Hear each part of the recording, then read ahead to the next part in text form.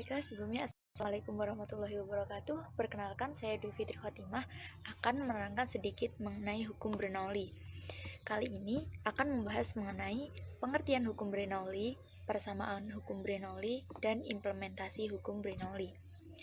Yang pertama yaitu pengertian hukum Bernoulli. Hukum Bernoulli ditemukan oleh seorang bernama Daniel Bernoulli pada awal abad ke-18 yang membahas mengenai pengaruh kecepatan fluida terhadap tekanan di dalam fluida tersebut. Nah, Halliday dalam bukunya menyatakan bahwa persamaan Bernoulli ini merupakan sebuah hubungan yang fundamental di dalam mekanika fluida. Karena persamaan Bernoulli ini diturunkan dari hukum-hukum dasar mekanika Newton.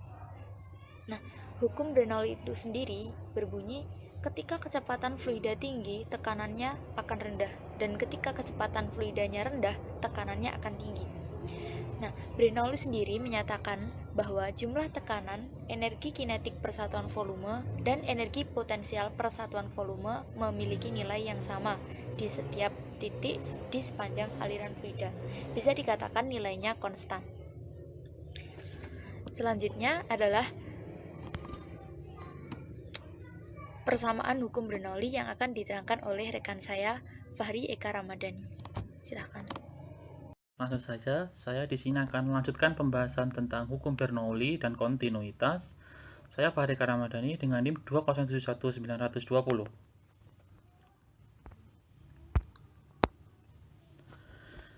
Di persamaan hukum Bernoulli, saya memberikan gambar seperti yang tertera di layar.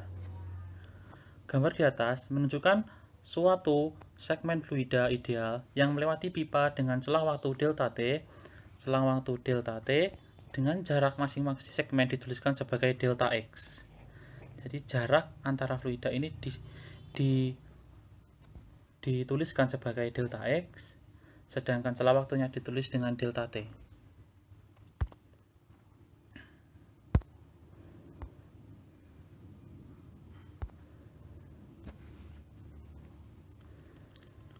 Apabila diperhatikan gaya-gaya yang bekerja dalam segmen fluida ini, maka gaya yang dikerjakan oleh fluida ini terdapat di fluida ujung kiri maupun fluida ujung kanan.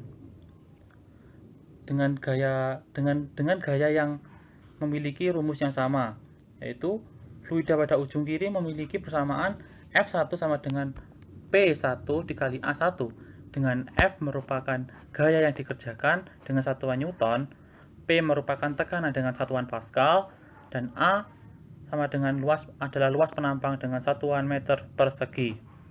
Sehingga usaha yang dilakukan pada selang waktu delta T adalah W1 sama dengan F1 dikali delta X1 sama dengan P1 dikali A1 dikali delta X1 sama dengan P1 kali volume. V di sini adalah volume. Volume didapat dari perkalian antara luas penampang dikali jarak antar volume, jarak antar fluida, sehingga dapat dituliskan di sini sebagai P1 dikali volume. Gaya yang dikerjakan fluida ujung kanan dapat ditentukan dengan cara yang sama seperti di atas ini. Sehingga ditentukan usaha yang dilakukan oleh fluida kedua ini adalah W2 sama dengan min P2 dikali A2 dikali delta X2 sama dengan min P2 dikali V. W2 di sini bernilai negatif karena gaya pada fluida ini mengarah ke kiri, tekanannya ke kiri, sehingga arah ke kiri di sini diinterpretasikan di rumus sebagai minus karena berlawanan arah dengan fluida di sebelah kiri, sehingga total usaha dapat dituliskan sebagai W sama dengan P1 dikurangi P2 dalam kurung dikali V.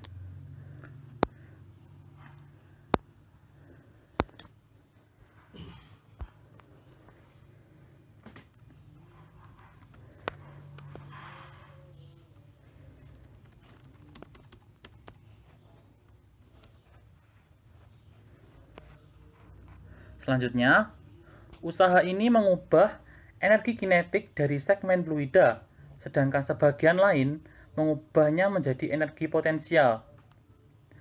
Perubahan energi kinetik dalam fluida ini dapat dirumuskan sebagai delta K sama dengan setengah mv2 kuadrat dikurangi setengah mv1 kuadrat. Dengan M merupakan massa dari fluida, dan V merupakan kecepatan dari fluida. Karena perbedaan ketinggian benda ditujukan dengan H1 dan H2, di sini H1 dan di sini H2, maka dalam fluida ini juga berlaku energi potensial, sehingga dapat dirumuskan sebagai delta U sama dengan mgh2 dikurangi mgh1, sehingga usaha total sama dengan perubahan energi mekanik di antara keduanya, sehingga dapat dituliskan sebagai W sama dengan delta K ditambah delta U, atau sama dengan P1 min P2 dalam kurung dikali V sama dengan setengah mv2 kuadrat dikurangi setengah mv1 kuadrat ditambah mgh2 dikurangi mgh1. Dengan Rho sama dengan M per V, jika persamaan di atas yang ini dibagi dengan V, maka akan menjadi P1 min P2 sama dengan setengah Rho V2 kuadrat dikurangi setengah Rho V1 kuadrat ditambah Rho GH2 min Rho GH1. Jadi volume di sini itu dihilangkan, sedangkan di sini M per V di sini merupakan rumus dari Rho, sehingga dapat dituliskan sebagai setengah Rho V2 kuadrat dikurangi setengah Rho V1 kuadrat ditambah Rho GH2 dikurangi Rho GH1, sehingga apabila disusun kembali akan menjadi persamaan Bernoulli Rho P1 ditambah setengah Rho V1 kuadrat ditambah Rho GH1 sama dengan P2 ditambah setengah Rho V2 kuadrat ditambah Rho GH2, atau sering juga ditulis sebagai P1 ditambah setengah Rho V1 kuadrat ditambah Rho GH1 sama dengan konstan. Baik, di sini disediakan contoh soal. Air dialirkan melalui pipa seperti pada gambar di atas. Pada titik 1 diketahui dari pengukuran kecepatan air V1 sama dengan 3 meter per sekon dan tekanan P1 adalah 12.300 Pascal.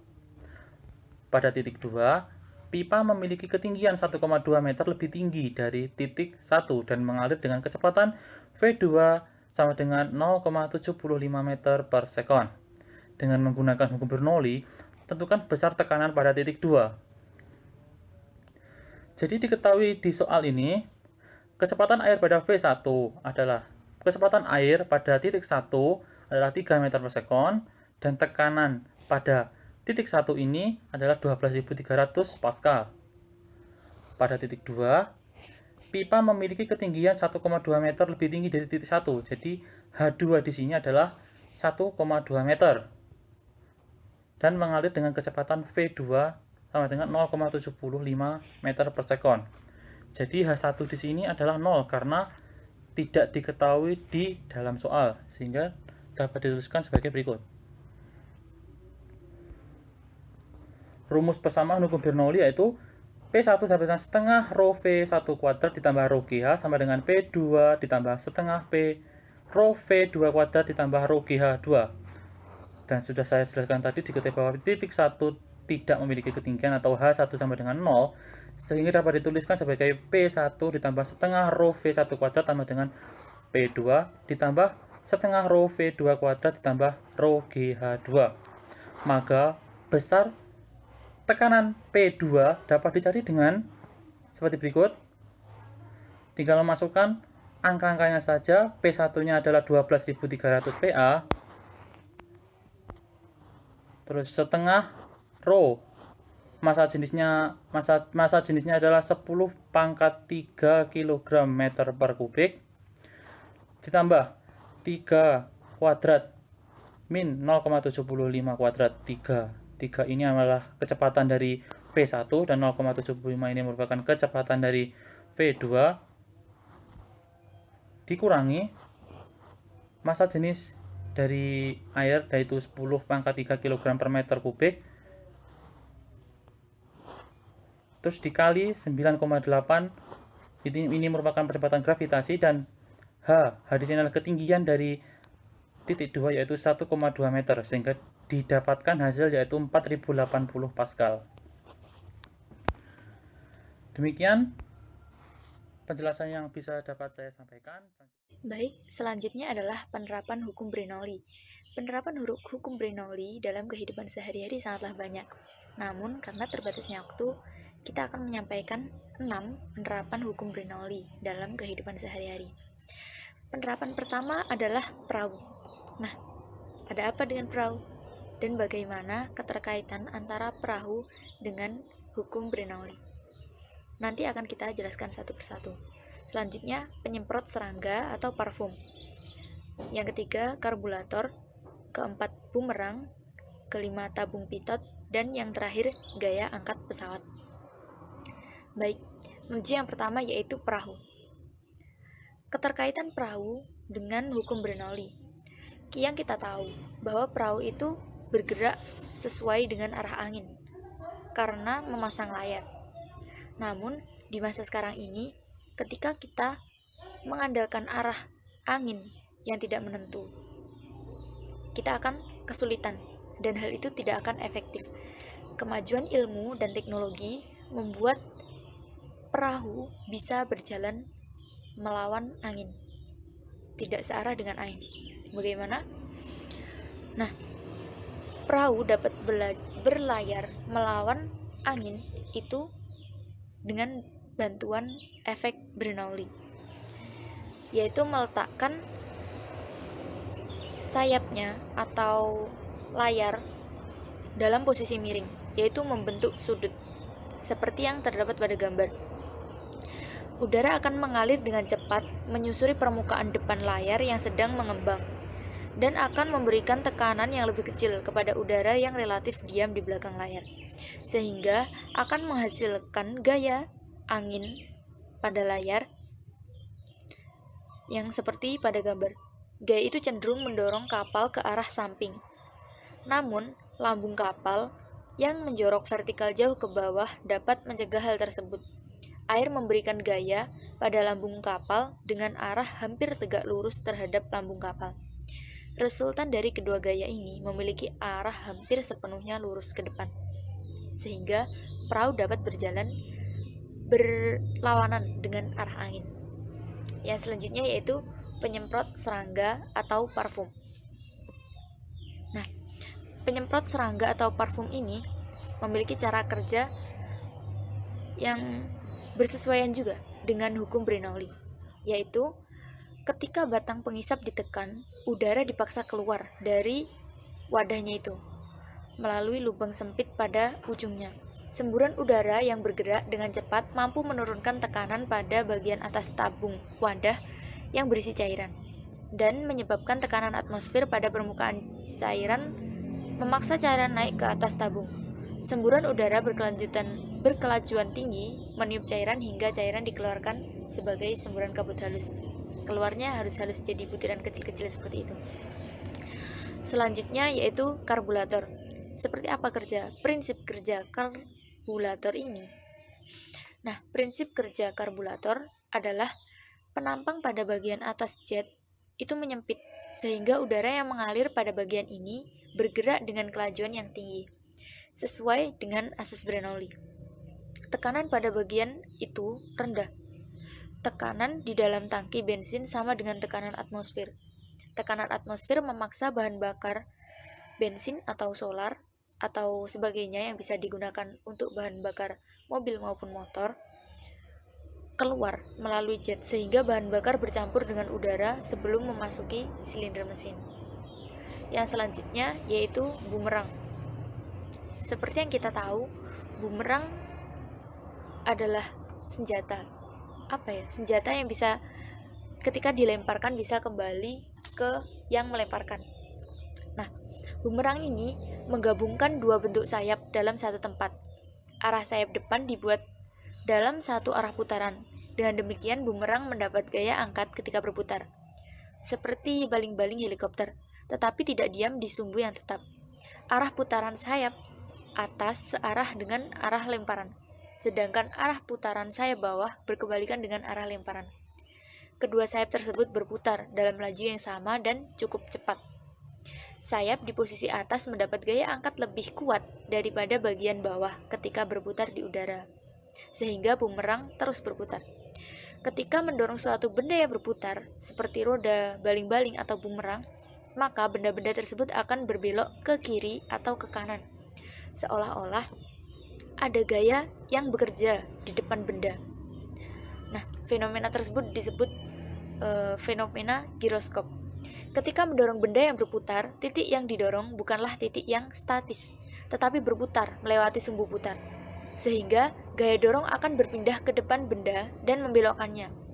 Reaksi tersebut tidak langsung terjadi, ada jeda dan hanya terjadi di posisi sudut 90 derajat.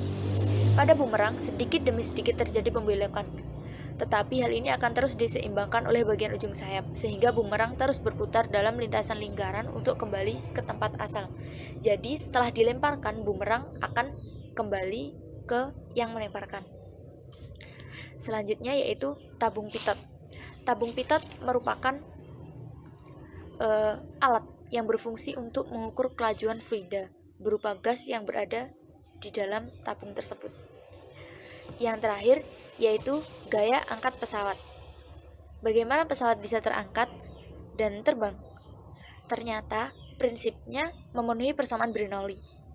Sayap pesawat dirancang memiliki penampang lintang seperti yang tertera pada gambar. Bagian atas lebih lengkung dan bawah lebih landai. Bentuknya dirancang demikian. Karena apa? Supaya udara bagian atas sayap lebih rapat dan bergerak lebih cepat. Akibatnya tekanan lebih kecil. Karena tekanan di atas lebih kecil, maka akan timbul gaya dorong dari bawah yang dapat mengangkat pesawat. Oleh karena itu, pesawat dapat terangkat, walaupun ia terbuat dari besi ya, dan tentunya tidak ringan juga. Sekian yang dapat saya sampaikan. Ada kurangnya dari saya pribadi mohon maaf. Akhir kata, Assalamualaikum warahmatullahi wabarakatuh.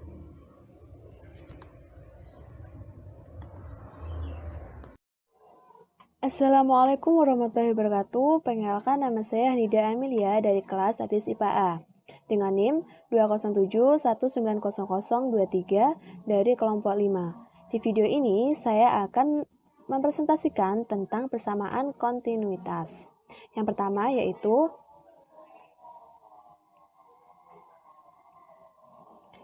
definisi kontinuitas. Persamaan kontinuitas adalah persamaan yang menghubungkan kecepatan fluida dari satu tempat ke tempat lain. Pada umumnya, fluida mengalir masuk ke dalam suatu volume yang dilingkupi permukaan di titik tertentu akan keluar di titik lainnya. Diandaikan A1 adalah luas penampang 1, A2 adalah luas penampang 2, M1 adalah massa jenis fluida pada 1, dan M2 adalah massa jenis fluida pada 2. V1 adalah kecepatan partikel-partikel pada 1, dan V2 adalah kecepatan partikel pada V2. Selama waktu delta T, fluida pada 1 bergerak ke arah kanan menempuh jarak X1 sama dengan V1 delta T, dan fluida pada 2 bergerak ke kanan menempuh jarak X2 sama dengan V2 delta T. Oleh karena itu, volume V1 sama dengan A1 dikali X1 akan masuk ke pipa bagian 1, dan volume V2 sama dengan A2 dikali X2 akan keluar pada bagian 2. Massa fluida yang masuk pada bagian 1 selama selang waktu delta T adalah M1 sama dengan ρ1 dikali V1 sama dengan ρ1 dikali A1 X1 sama dengan ρ1 dikali A1 dikali V1 delta T. Dengan cara yang sama, massa fluida yang keluar pada bagian 2 selama selang waktu delta T adalah M2 sama dengan ρ2 dikali A2 dikali V2 delta T. massa fluida yang masuk pada bagian 1 sama dengan massa fluida yang keluar pada bagian 2. Sehingga rho 1 dikali A1 dikali V1 delta T sama dengan rho 2 dikali A2 dikali V2 delta T. Kemudian membagi kedua ruas persamaan dengan delta T diperoleh rho 1 dikali A1 dikali V1 sama dengan rho 2 dikali A2 dikali V2. Jika fluida yang digunakan adalah fluida ideal atau fluida yang tidak termampatkan, maka massa jenisnya sama di semua bagian, sehingga rumusnya menjadi A1 dikali V1 sama dengan A2 dikali V2. Persamaan ini dikenal dengan persamaan kontinuitas. Soal. Air mengalir dari pipa yang berjari-jari 3 dan keluar melalui sebuah keran yang berjari-jari 1 cm. Jika kecepatan air yang keluar dari keran 3 meter per sekon, berapakah kecepatan air dalam pipa? Kemudian, diketahui R1 sama dengan 3 cm, R2 sama dengan 1 cm, V2 sama dengan 3 meter per sekon. Sehingga menjawabnya A1 dikali V1 sama dengan A2 dikali V2 sebagaimana dengan persamaan kontinuitas. Kemudian V1 dikali Pi R1 kuadrat sama dengan V2 dikali Pi R2 kuadrat sama dengan V1 R1 kuadrat sama dengan V2 R2 kuadrat. Kemudian, yang telah diketahui, kita masukkan ke dalam rumus. Menjadi V1,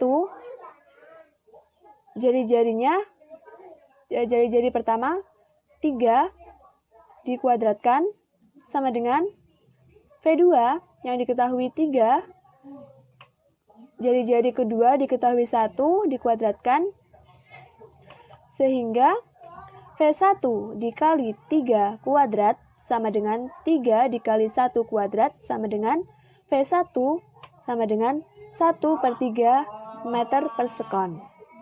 Sekian presentasi dari saya. Jika ada kurangnya, saya mohon maaf. Wassalamualaikum warahmatullahi wabarakatuh. Bismillahirrahmanirrahim. Assalamualaikum warahmatullahi wabarakatuh. Di sini saya Elsa Munika, bagian dari kelompok 5. Saya akan menjelaskan terkait dengan kontinuitas. Fokus pembahasan saya di sini mengenai tentang penerapan persamaan kontinuitas. Oke, sebelum kita mengerti apa itu penerapannya dalam kehidupan sehari-hari, sebenarnya kita perlu mengingat tentang kontinuitas itu seperti apa. Nah, jadi persamaan kontinuitas di sini dapat kita ketahui bahwasanya apabila suatu fluida ideal bergerak atau mengalir dalam suatu pipa, maka massa fluida yang masuk ke dalam pipa akan sama dengan yang di luar dari pipa selama waktu tertentu. Nah, dapat kita ketahui bahwasanya persamaan kontinuitas, dari pengertian persamaan kontinuitas itu adalah bahwasanya persamaan yang menghubungkan kecepatan fluida dari satu tempat ke tempat yang lain. Pada umumnya, fluida mengalir masuk ke dalam suatu volume yang dilingkupi permukaan di titik tertentu dan akan keluar di titik lain. Jika diasumsikan fluida yang kita gunakan adalah fluida ideal atau fluida yang tidak termampatkan, ya bisa seperti zat cair seperti itu, maka massa jenisnya sama di semua bagiannya, sehingga A1 kali V1 sama dengan A2 kali V2. Nah, teman-teman bisa lihat, ini merupakan gambaran dari kalau dalam implementasi sehari-hari, kita bisa melihatnya ini tuh dalam keran, seperti itu. Jadi ketika debit fluida yang masuk, dia akan sama dengan yang keluar, seperti itu. Lalu, bagaimana dengan penerapannya? Oke, penerapan dari kontinuitas. Nah, yang pertama, penerapan persamaan kontinuitas ini dalam kehidupan sehari-hari dapat kita jumpai pada saat kita bermain selang air. Pastinya teman-teman semua pasti pernah dong bermain selang air, apalagi pada saat kita sedang menyirami tanaman menggunakan selang air. tidak jarang dari kita sering menekan ujung selang. Guna untuk apa? Untuk supaya tujuannya adalah airnya ini bisa untuk menuju lebih jauh. Jadi dalam persamaan kontinuitas ini, menekan ujung selang yang mengalir air, ini dia dapat memperluas permukaannya. Sehingga berdasarkan persamaan kontinuitas, kecepatan aliran ini akan tinggi atau lebih jauh. Jadi itu bisa dibilang loncatan dari airnya itu, dia ini akan lebih tinggi atau lebih jauh seperti itu. Nah, teman-teman pastinya bisa memperhatikannya dalam kehidupan sehari-hari dong ya, dan pasti pernah juga melakukannya. Nah, jadi ini adalah salah satu implementasinya atau penerapannya dalam kehidupan sehari-hari. Nah, yang kedua tidak kalah lagi adalah mekanisme aliran darah dalam sirkulasi manusia.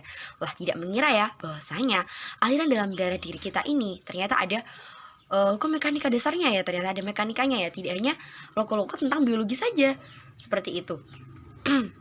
Nah, penjelasannya mekanisme aliran darah dalam sistem sirkulasi manusia ini, kita dapat mengukur perbedaan kelajuan darah saat darah mengalir dari jantung ke aorta, kemudian ke arteri utama, selanjutnya ke arteri kecil dan diteruskan ke sejumlah pembuluh kapiler, seperti itu. Nah, teman-teman pasti tahu dong ya, dalam mekanisme aliran darah manusia itu ada dua, yaitu aliran darah besar dan aliran darah kecil. Dapat kita ketahui bahwasanya dari kontinuitas atau kontinu itu tetap terus menerus. Kontinu itu ya terus menerus gitu ya. Jadi aliran darahnya itu ya gitu-gitu aja, gitu seperti itu ya. Jadi ya kalau aliran darah kecil ya perputarannya seperti itu, kalau sistem aliran darah besar ya perputarannya seperti itu, kan seperti itu. Oke, kemudian selanjutnya adalah setelah kita bahas mekanisme penerapan dalam sehari adalah aliran pada keran. Nah, pastinya teman-teman udah sangat-sangat umum sekali ketika teman-teman menggunakan keran. Jadi gini, saat air keran mengisi bak mandi, airnya mengalir dari pipa besar menuju mulut keran yang lebih kecil. Nah, teman-teman bisa amati pada gambar yang telah saya lampirkan ya di situ.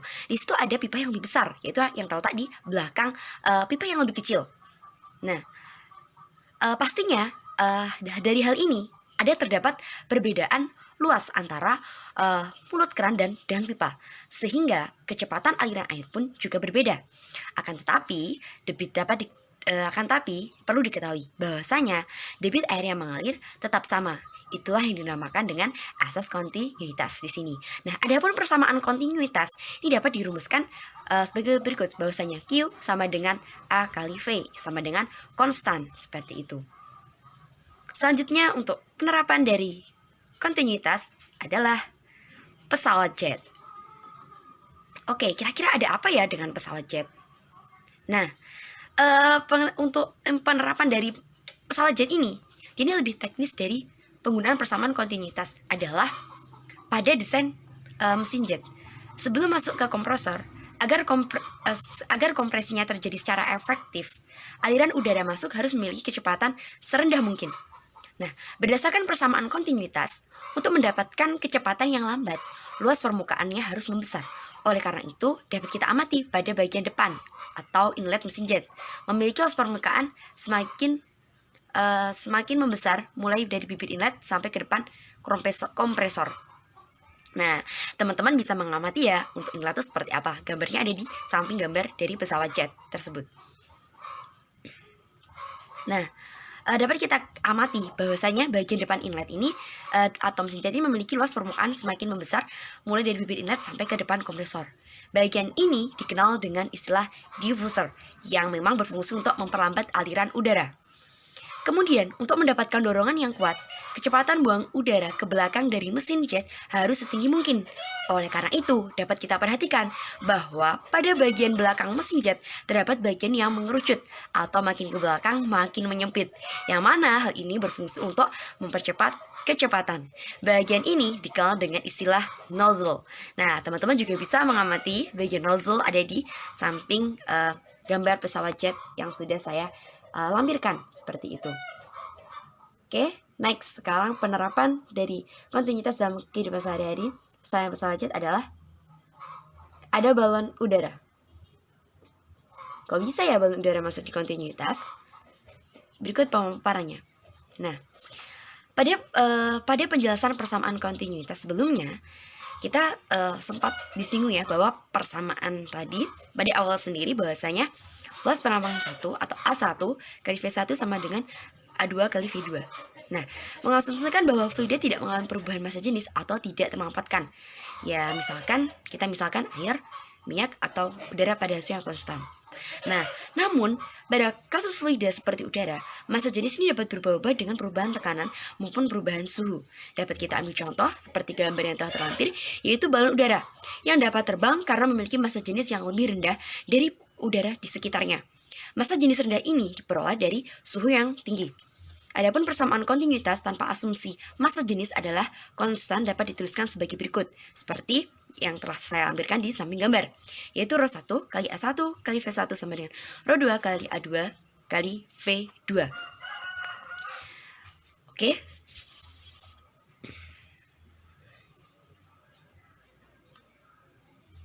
Nah, dari beberapa penerapan asas kontinuitas, bahwasanya penerapannya dalam kehidupan sehari-hari itu cukup banyak juga ya. Dan di sini kami mengambil ada 5 contoh. Semoga dari 5 penerapan yang telah kami sampaikan dapat bermanfaat buat teman-teman dan dapat teman-teman praktikkan dalam kehidupan sehari-hari yang sederhana, seperti mengamati keran, air mengalir, dan juga selang air ya dalam kehidupan sehari-hari. Nah, sebelumnya kita juga sudah terkait hukum Bernoulli, kita juga sudah memberikan penerapannya atau implementasinya dalam kehidupan sehari-hari, seperti perahu, kemudian ada penyemprot serangga atau parfum, kemudian ada karburator, terus bumerang, ada juga tabung pipot, terus kayak angkat pesawat seperti itu. Nah, kerennya di sini menurut saya ya, dalam pemanfaatan hukum Bernoulli atau juga kontinuitas ini tentunya dapat mempermudah kehidupan sehari-hari.